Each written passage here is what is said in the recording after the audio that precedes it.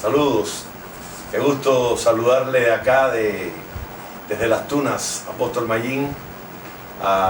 Le estoy bendiciendo en gracia, en paz, en salud, que podamos compartir una palabra que nos ayude a crecer en la fe. Quiero en este día hablarles sobre el propósito. Propósito es más grande que vida.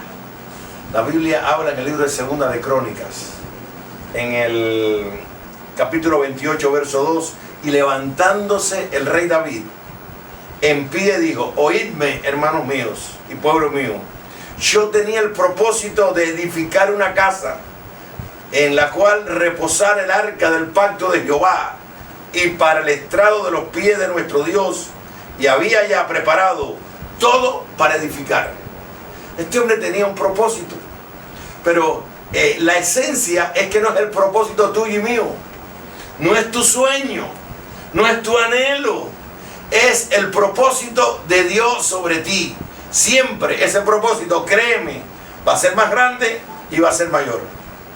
Ese propósito comienza cuando Dios llega a tu vida, porque llegó el reino de Dios. Mira, dice la Biblia que Gedeón estaba temeroso. Era un hombre pusilánime. Estaba en un ritornelo continuo de temor. ¿Y sabes qué? Viene el ángel del Señor y le dice: Jehová está contigo, varón esforzado y valiente. A partir de ahí, la vida de Gedeón fue diferente, porque ahí entró el propósito de Dios. Propósito entra cuando el reino de Dios viene a tu vida, cuando Cristo viene a tu vida. Esas palabras hicieron que Gedeón comenzara una vida diferente. Bueno, había vivido antes, había hecho cosas antes, pero todo eso es un existir. Todo lo que tú hiciste sin Dios es realmente un existir. Se necesitan sacar cosas para entrar en el propósito. Se necesita luchar, porque a veces el enemigo pone trabas. Y se necesita también entrar cosas nuevas para que el propósito sea efectivo.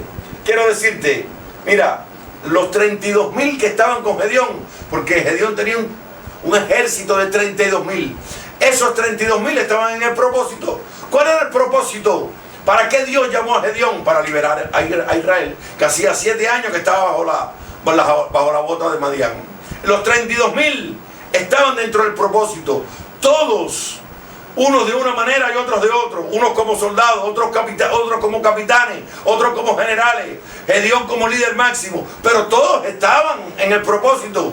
Cuando de estos 32,000, 22,000 se estremecieron y temieron, se fueron del propósito de Dios.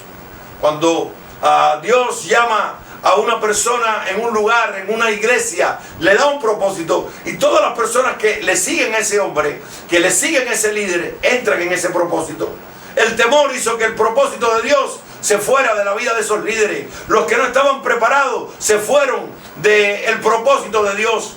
Porque propósito, quiero que me escuches esto, es más grande que vida. Una vida sin propósito es solo un existir. Una vida sin propósito es caminar como un emigrante en una nación.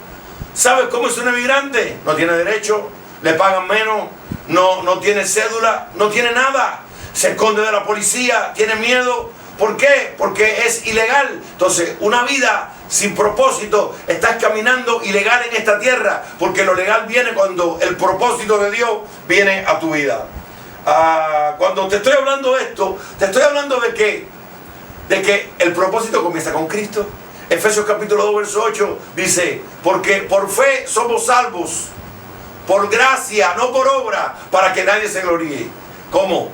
Es que Dios lo cerró todo en Él. No puedes hacer nada para salvarte tú o salvar a otro. Aunque tú regales ropa, aunque tú regales dinero, aunque tú regales casa, aunque tú des la vida por alguien, no lo puedes salvar, porque esa persona tiene un pecado que solamente Jesucristo es el que le puede perdonar. De tal manera que estamos hablando de que por gracia, dice, no por obras para que nadie se gloríe. Así que toda la gloria, como decía un líder de estas libertadoras, cabe en un grano de maíz. Entonces, pero dice después: pero somos llamados, porque fuimos seleccionados antes de la fundación del mundo, para buenas obras, para que caminésemos en ella. ¿Cómo? Es que tú y yo, antes de nacer, ya había un diseño. Eso se llama propósito. Eso se llama destino. Destino no es que una persona muera a los 15 años porque tuvo un accidente, no. Hay gente que viola el propósito, hay gente que se va del propósito y definitivamente le va mal. Pero cuando alguien está en el propósito de Dios, entonces empieza a caminar en lo que Dios preparó antes que naciera. Ese propósito, ese sueño, ese anhelo es más grande de lo que tú pensaste. Por eso es que el propósito comienza con Cristo. Cuando te hablo de esto, te hablo de que hay personas que su pecado le descalifica. Ok, te hablo, pongo un paréntesis, voy a la vida de Noé. Dice la Biblia que en un tiempo horrible, cuando la humanidad estaba en violencia, cuando habían aparecido gigantes en la tierra, cuando toda la tierra estaba siendo devastada, Dios llamó a un hombre que se llamó Noé. Dice, lo encontró justo en su generación. Dice, lo encontró perfecto, quiere decir sin mezcla genética. Cuando Noé tuvo un propósito. ¿Ese propósito de dónde viene? De Dios. ¿Qué le dijo Dios a Noé? Construye un arca. Se pasó 120 años construyendo un arca. Noé es un héroe de la fe. Noé no tenía como tú y yo ir a un padre espiritual, ir a donde estaba. No tenía nadie lo entendía. Le decían el hombre loco, porque 120 años construyendo un arca para que lloviera cuando nunca había llovido. Nadie lo entendió en su generación, pero esa fue la puerta que abrió Dios para la salvación. Esa generación corrupta, Dios saca a Noé, pero lo saca en familia, porque Dios es un Dios de familia. Y qué bueno es que tú tengas una familia y que cuides de tu familia, porque eso es cardinal dentro del reino de Dios. La Biblia dice que el Dios que nosotros servimos es un padre de familia. Así lo dice en el libro de Mateo. ¿Sabes qué? Cuando Noé fue sacado para el arca, fue sacado con su familia, con su esposa, con sus 3 hijos y con las esposas de los hijos. Estuvo muchos días en el arca. Cuando salió, Dios bendijo a Noé y a sus 3 hijos. Pero cuando pasa el tiempo, y pasó, y ya tal vez unos 20 años, porque Noé ya tenía nietos, entonces uno de sus hijos, Can, entra a la tienda de Noé. Noé estaba en su tienda y dice que vio la desnudez del padre. Esto pueden ser 3 cosas, pero todos son pecados sexuales. Y este Can fue tan descarado que cuando entró y vio la desnudez, fue a decírselo a sus 2 hermanos, a Sem y a Jafet. De ahí sale toda la tierra que hoy existe, todas las familias que existen hoy. Existe de Sem, de los semitas, donde están los árabes, los judíos, de Can, que es Etiopía, Libia, algunas regiones del norte de África, y Canaán, los cananitas que fueron exterminados, y Jafet, que están todos los europeos y algunos asiáticos. Toda la tierra está formada de estas 3 familias. Y Can vio la desnudez del padre. Cualquiera que haya sido, no voy a pormenorizar, cualquiera que haya sido, fue algo sexual. Y fue a compartirlo. La Biblia dice que Can vio la desnudez del padre. Cuando tú ves la desnudez de tu papá, cuando tú ves los errores de tu padre, todos tenemos padres físicos, todos tenemos padres naturales, todos tenemos o debemos tener padres espirituales. Y tú sacas los errores de tu padre, estás echando la desnudez de tu padre, la estás sacando para que la gente lo vea. Eso trae maldición para tu vida. Cuando este hombre sacó y le dijo a sus hermanos, a Sem y a Jafet, miren, he visto la desnudez de mi padre. Ellos no colaboraron con eso. Ellos se opusieron y cogieron un manto y caminaron de espalda y taparon la desnudez de su papá. Qué bueno es que tú aprendas a tapar la desnudez de tu padre. ¿Y sabes qué? Que aprendas a hablar bien de tu padre, que aprendas a honrar a tu padre, porque si honras a tu padre y a tu madre, te irá bien y tu vida será alargada. Entonces cuando Noé pasa el momento de la borrachera, y cuando se despierta, le dicen lo que pasó. Él no podía maldecir. Mira qué importante es la autoridad que Dios da. Era un hombre de autoridad, pero no podía maldecir a Can, a su hijo, porque ya Dios le había bendecido. Lo que Dios bendice, es imposible que alguien lo pueda maldecir.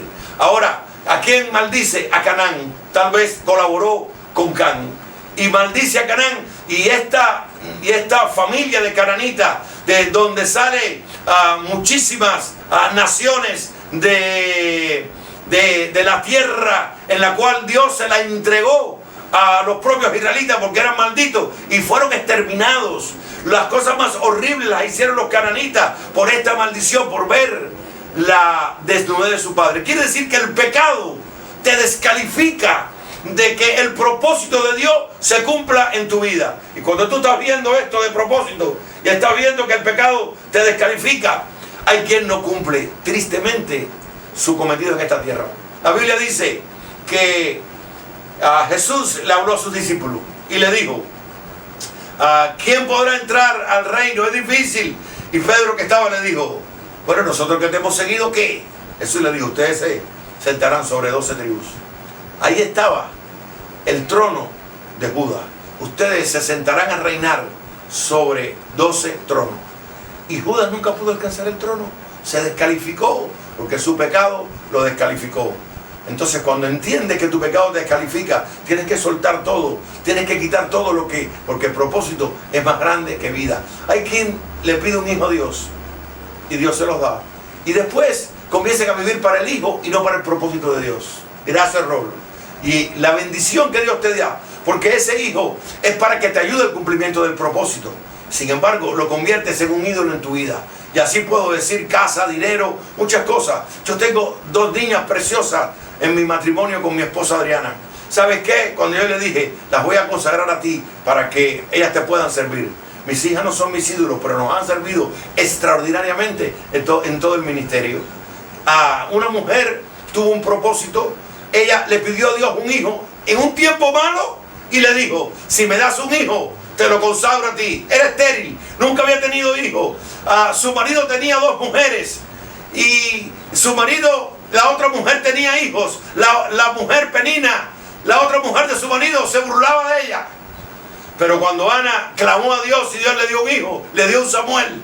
¿Cuál fue el propósito de Ana en esta tierra? Tener un Samuel, parir un Samuel. Eso cuesta, eso costó lágrimas, llanto, sacrificio, y se lo entregó al Dios Todopoderoso. Por eso es que cuando definitivamente tú tienes un propósito, tienes que vivir por tu propósito. Pablo enderezó su propósito de su vida. Pablo estaba fuera del propósito hasta que vino la palabra de revelación y le dijo: Pablo, Pablo, ¿por qué me persigues? De manera que en ese momento Pablo cambió su vida y le siguió al Señor. David terminó su vida diciendo: Jehová cumplirá su propósito en mí. Qué bueno es que Dios cumpla su propósito. Qué bueno es que entiendas que tú cargas algo de Dios, que estás en esta tierra porque Dios soltó algo de ti que te lo va a pedir, que tú estás preparado para eso, que tienes herramientas para caminar, para ser bendecido, para ser prosperado, solamente en el propósito que Dios puso en tu vida. Dios, cuando llamó a Gedeón, lo llamó a que fuera un guerrero. ¿Sabe lo que pasó? Al final de su vida, Gedeón, cuando terminó la batalla, Gedeón dijo: vamos a hacer un efod. Cada uno de ustedes, deme algo, deme una prenda de oro. Dice que más de 40 libras de oro. Y se hizo un efod. Y ese efod, dice la Biblia, fue de muy mal para Gedeón y para su familia. Fue tropezadero. Fue algo que quebró la vida de Gedeón y la vida de Israel. 40 años duró Gedeón después que definitivamente él terminó de darle victoria a Israel. Pero cuando Gedeón murió, todo Israel se fue detrás de los Baales. Quiere decir que era ficticio. Aquel efod que no estaba llamado, porque el efod es una prenda sacerdotal. ¿Sabes qué?